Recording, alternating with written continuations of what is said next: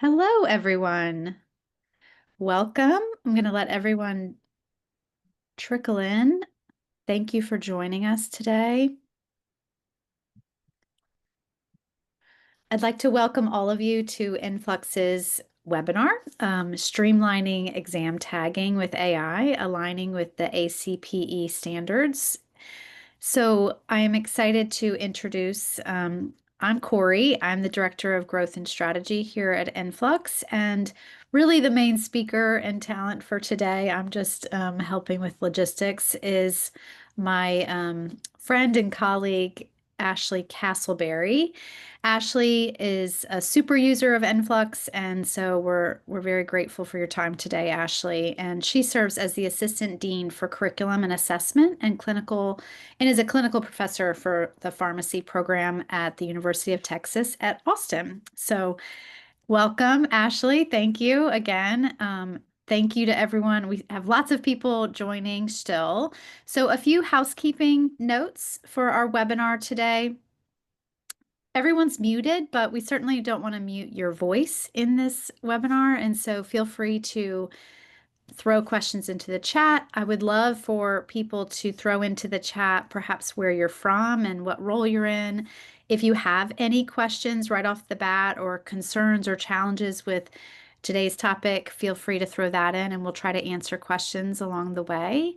So you can use the Q&A to do that. We are going to send the webinar recording and the slides and Ashley's worksheet of like best tips and tricks here. So you'll all receive that via email after the webinar.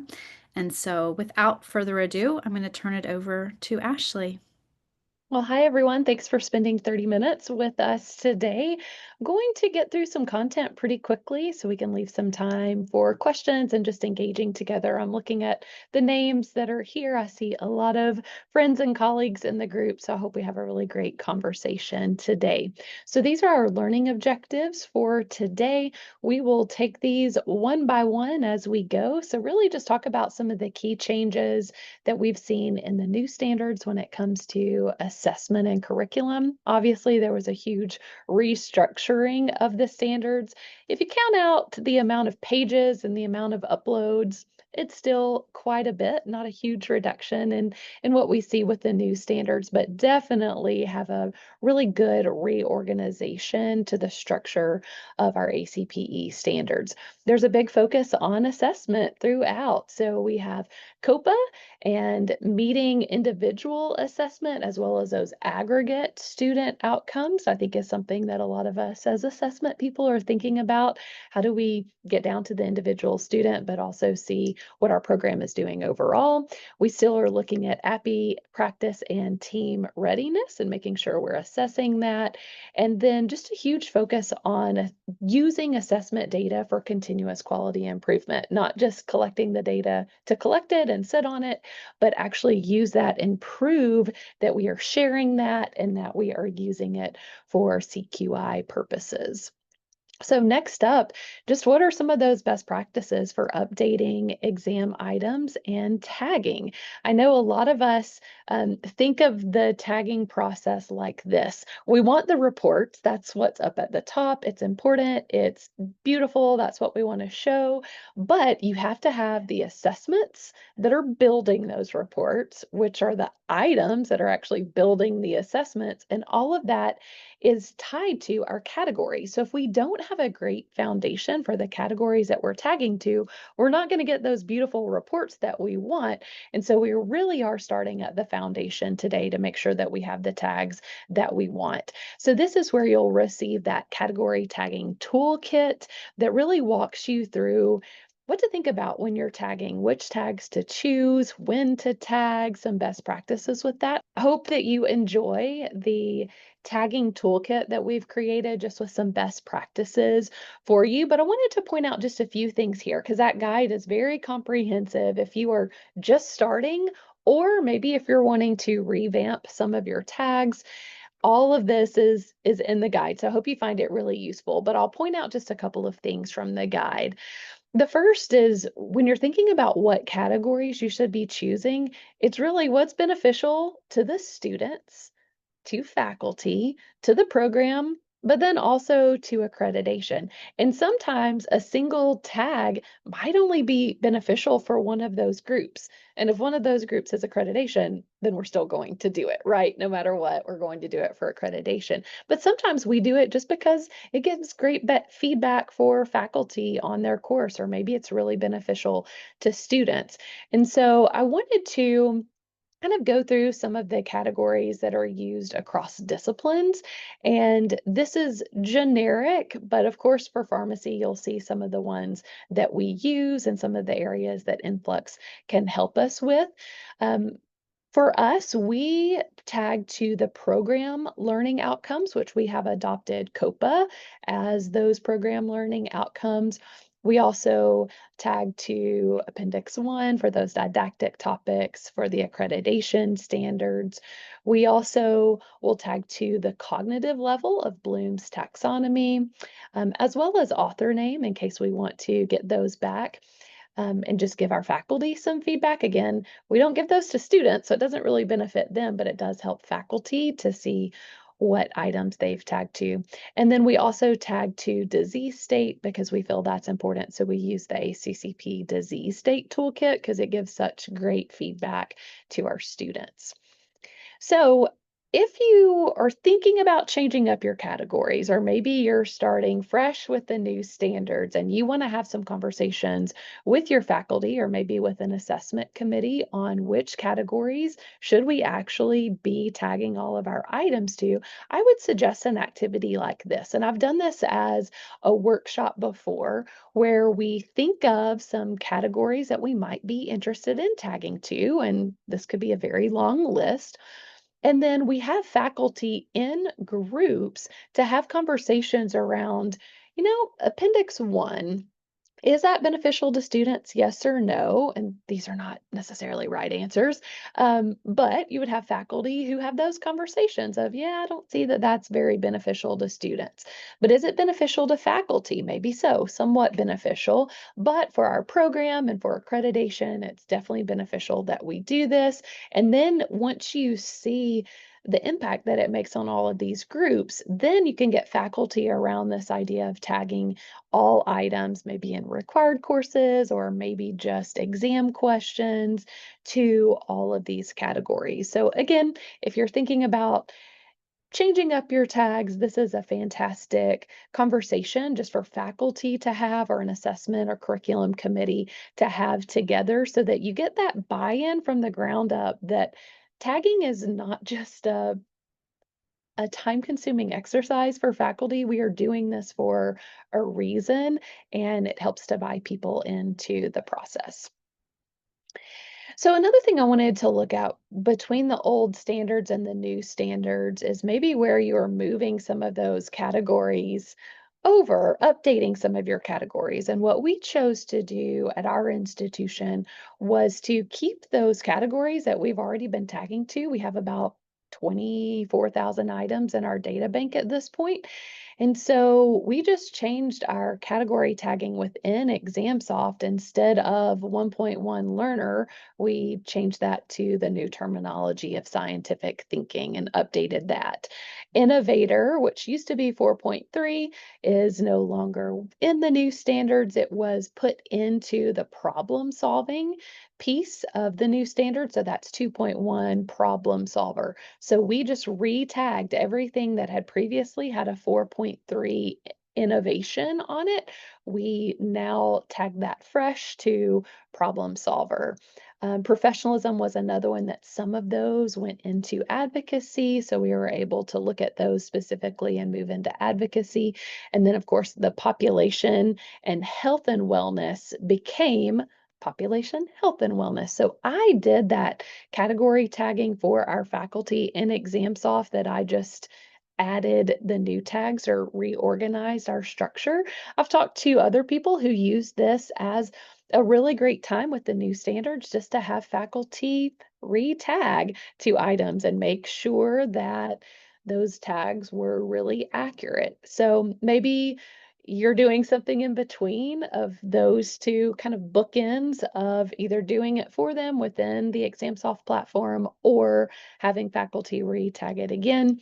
But that is what we are doing to get ready for the July 1st implementation of the new standards. So moving on to the next learning objective we had today is how can we use AI to make our life easier and really automate these processes? And Influx has two tools that have been really helpful that we wanted to showcase today. They're both called Competency Genie, but they are actually two separate tools. So let's talk about the first one today. This is the Chrome extension, and a lot of you might have used this already. We're actually going to place the link in the chat for you. So if you have not added the Chrome extension or had your faculty add that as a Chrome extension, you can do so. But what happens is when you are in ExamSoft and you click to add or remove a category, you normally get this pop-up box where you drill down and choose the categories that you want. When you have this Chrome extension enabled, there is another pop-up box that enters from the bottom right corner of your screen and will suggest to you the categories that this item could be tagged to. And what I love about it is the little eye, the little information icon that pops up beside it. If you hover over that, it will tell you why it tagged why AI use that as a tag. So it tells you the question's asking about this, and therefore that's why I thought it had to do with this topic. And so it just makes suggestions to you. Now you are still inside the ExamSoft platform, so you could read the rationale and say, no, I disagree with that. I'm going to choose a different category. Or maybe I agree, but I also think that this category applies, and you can choose as many as you want. But all of this is happening within the ExamSoft platform, and it is just that Chrome extension. So here's a QR code if you would like to scan it, or again, we've also put this in the chat for you. If you use that link, it will take you into the Chrome extension and you can share this link. It is free, but you can share this with faculty just to be that extra help as they are tagging items. I will say it makes it go a lot faster as you're tagging just to have those suggestions. It also really makes you question, was that Bloom's taxonomy really at the create level? Or if AI is reading it and is thinking it's a little bit lower, it helps me just to reconsider. Because sometimes when you're tagging just in a bubble, sometimes we might overestimate, particularly in Bloom's taxonomy. And so I think it's nice you have another input here that you're able to see and kind of think through and help validate what you're using. So I'm looking and seeing, is the Chrome extension, does it only work with ExamSoft? I believe so. Cori, feel free to interject if it's anything different, but it's while you were inside the ExamSoft platform, as soon as you click on the add or remove category button, that's where it pops up for you. Okay, excellent. And we have people responding in the chat too. I see Jake is here as well. Mary Ray, hi, Mary Ray. You said you have to be an Influx customer to get the extension, and you don't. It is free to any. No. Yeah, everyone can use that extension. It does work in ExamSoft, both versions, but you don't need to be a customer to use it. If you are a customer, you get the luxury of having our Competency Genie tool in the platform, which Ashley's about to talk about, which eliminates the need to do the tagging yourself one by one in ExamSoft. So it is nice. And if you're interested in being a customer, feel free to message me and I'm happy to talk to you about those options. So go ahead, Ashley. Great questions. Thank y'all for putting them there, and Jake and Cori for answering those. So that's the first AI tool, is this Chrome extension that just sits there with you and helps you tag items while you are in ExamSoft. The second tool, which is also called Competency Genie, it is actually within the Enflux platform. So you do have to be an Enflux user to be able to access this. But what it does is very powerfully, it takes all of your questions that are inside ExamSoft and tags them inside Enflux. So it takes that data from ExamSoft and puts it through Competency Genie. And you can see the image that we have here was you might miss some items when you're tagging them in ExamSoft. And here, this was a use case. I'm not sure which school this was, but a use case where only about 400 items had been tagged inside ExamSoft by faculty. When it was put through Competency Genie, it can tag all of the questions. So almost 24,000 items here were tagged immediately. And it's amazing just how quickly it goes. I think ours was done within an hour or so, and we've got almost 25,000 items. The other thing that I love is that it breaks it down by term. And so if I just want to look semester to semester, I can see like just this past year what fall semester tagging looked like compared to spring semester for the 24-25 school year. But it tags every single item in the database. So I can go back to when we started ExamSoft back in 2018 and see again each semester all the way back every single year. And then it gives a running tally as well of all of the items. So I can see that overall where our items are being tagged to. So it shows you student performance on those items, as well as how many items you have that have been used on assessments that are tagged to those items. So it's really powerful because I get to see that for our entire curriculum, and I can identify maybe some gaps or some performance issues if I see students are performing lower in certain areas. But I can also drill down to the student. And I actually had a student who was on a rotation with me for an academic APPE, and I pulled it up for him. And it was really powerful because we looked at NAPLEX, how to study for the NAPLEX, having all of this tagged data, because we don't normally tag our items to the NAPLEX blueprint. So faculty do not do that inside ExamSoft. It was not one of the tags that at the time we wanted to tag to. So it's not a requirement for us, but we do have it within Competency Genie. And so I was able to pull that up for him and really help him to see over this next year some areas that he might want to focus on looking at the NAPLEX exam. So it does get down to this student view. And again, it can show it by semester, but also an ongoing tally of across their career, how they have performed on those items. So that is Competency Genie within Enflux. So it is AI tagging all of the items. Now, I want to be clear here, it does not go into ExamSoft and make the tags for you. So I'm just viewing this data within Enflux. So I actually see inside Enflux what AI tagged compared to what I have tagged as well. So I can see my faculty tags and then what AI tagged for all of these different categories. But just wanted to be clear, the data is flowing from ExamSoft into Enflux so that the tagging can happen, but Enflux does not push anything back to ExamSoft to tag any of these for you. So let me show you one more thing here. When everything comes into the Competency Genie within Enflux, you can go through and agree or disagree with the tags. Now, I told you I did this with nearly 25,000 items, so I did not go through and read or give a thumbs up to every single one of those items, but you do have the ability to do that, and you can see what the items were, what the competency was, and then what AI tagged it to. And again, you get the reasoning behind why AI made the decision that they did, and you can verify or reject that tagging that's there. So, what categories are available? What can be done through Influx?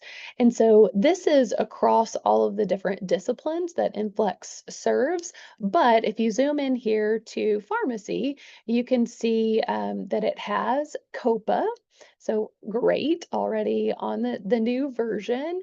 It has those didactic topics that we have from Appendix 1 in the disease states.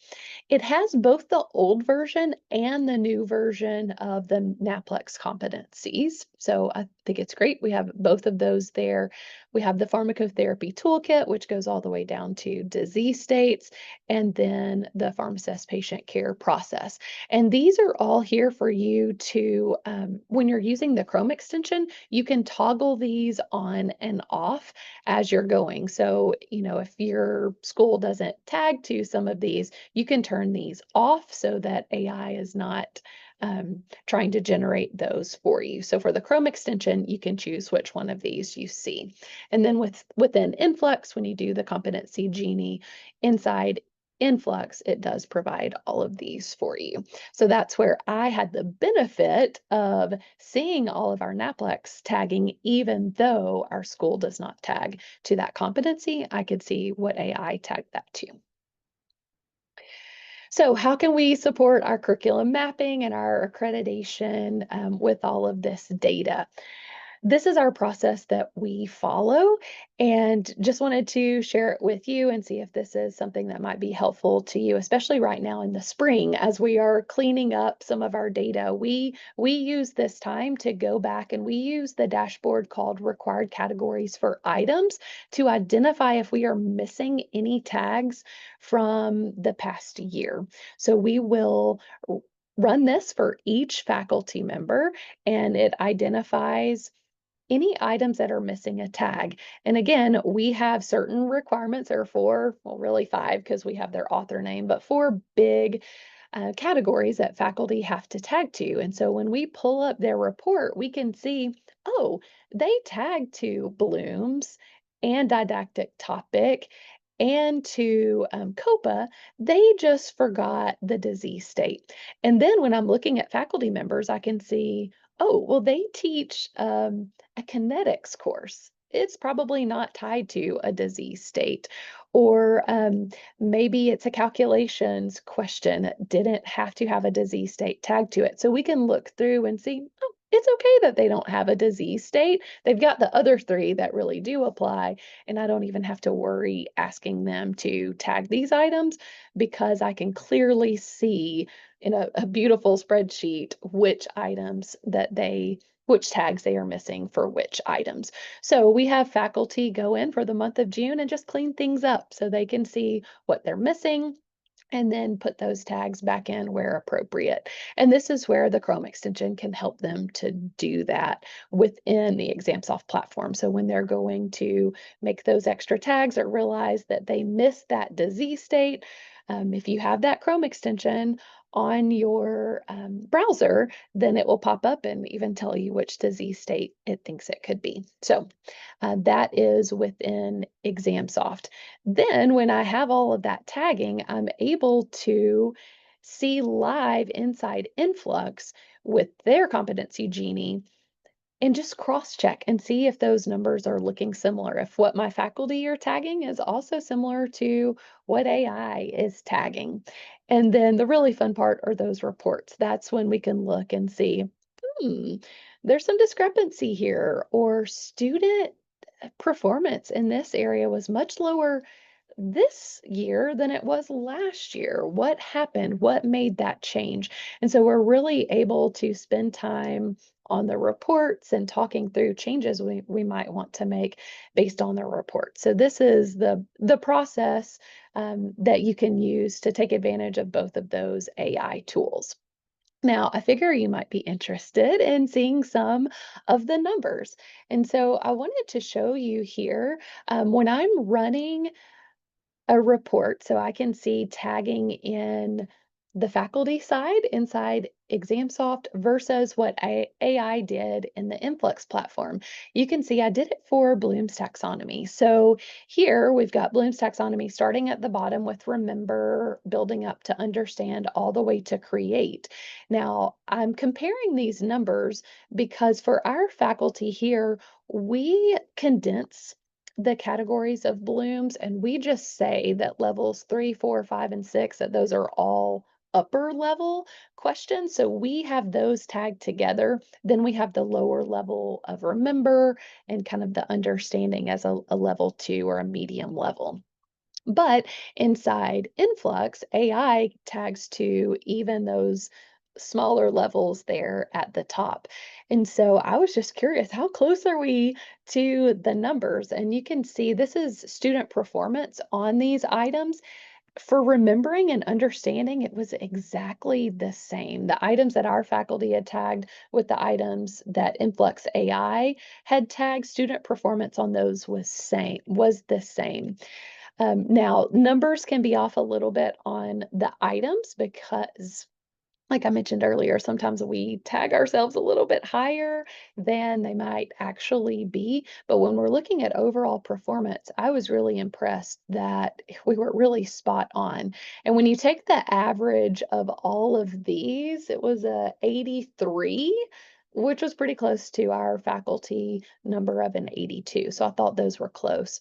Also, AI will find certain items that they feel are out of scope and we'll pull those out separately if they can't identify a good tag for those. Now, I can easily find those items and go back and tag those if I would like to get that number down to 0 and get everything categorized. But I wanted to point out that feature too, that if AI doesn't think that it fits within that category, it will pull those items out and not have those contribute to the overall.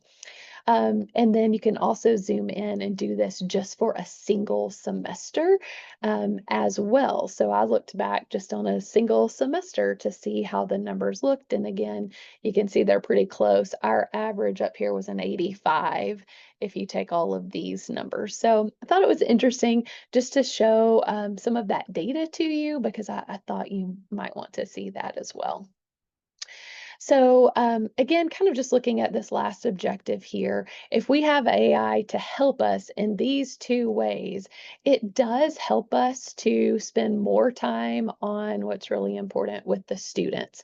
And so, again, we can use big pictures of this data, similar to this viewpoint that you would see here, and say, how can I help this individual student who is, at risk or performing lower in these red areas? Or how do I help the curriculum when I see that year after year performance is lower in this area?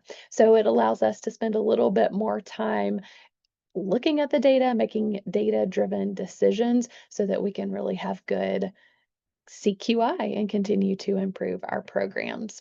So I know that the chat has been active. So Cori, feel free to give me any questions there. If you feel like there's any we should discuss. I think there's too many for me to try to read back through.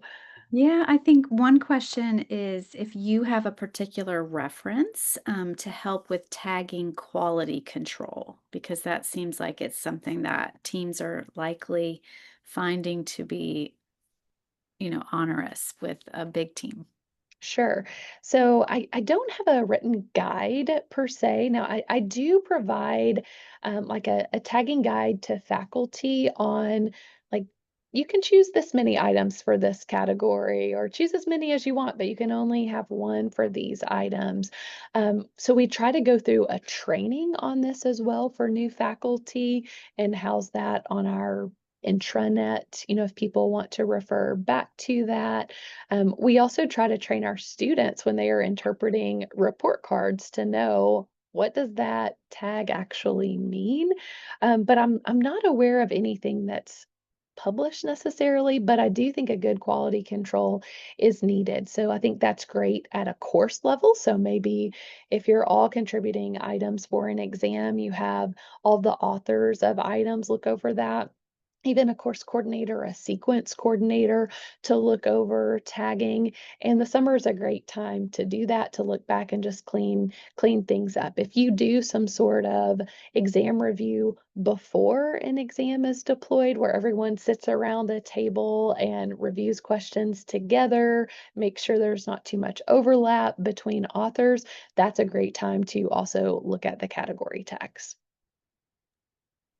I'm curious if people want to throw it in the chat, if you feel like a best practice session could be useful. And then perhaps we could create a guide from the many schools that we already work with. So the other question I just saw, and Jake kind of threw an answer in, is about whether or not our competency genie can tag your custom categories, and we do not do that yet. And so all of your tags from ExamSoft that are custom do pull into the Influx platform, so you can see all of that data and use that in your dashboards. But the models for Competency Genie are the national, like standardized competency models at this time. So doesn't mean in the future it won't, because I think that is a goal for us, but obviously then AI would have to be trained on your customized models somehow. So we're working on that. But I think we covered all of the rest of the questions that were in the chat as they came along. I do want to selfishly plug that we're going to the AACP conference in Chicago in July. So it's always nice to see people in person. And so if you're going, let us know. We actually have an event. We'd love to connect and stop by our booth. It makes it a lot more exciting when we get to talk to people we know and already love, and all of your new faces. And so, does anyone have any other questions? Okay. Well, thank you again, Ashley. I appreciate it. Thank you for attending, everyone. My name is Cori again. It's Cori at influx.com. Please feel free to reach out. If all of you that are clients are looking for support with this, or looking at how do we streamline this or leverage our competency genie in the platform better, please reach out to Jake or Stacy, your rep, or you can email support@influx.com. And I look forward to hopefully seeing all of you in Chicago. And thank you again. Bye bye.